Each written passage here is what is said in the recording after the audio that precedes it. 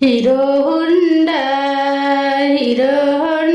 पर बैठे कवन गुंडा।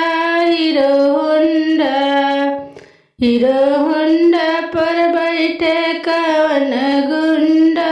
हीरो होंडा आगे बैठ बात डंड लगी जाई, पीछे बैठ बा करंट लगी जाई, बीच में बैठ बात चाप दिहल जाई। हीरो होंडा पर बैठे पालन गुंडा। हीरो होंडा अगवा बैठ बात डंड लगी जाई, पीछे बैठ बा करंट लगी जाई, बीच में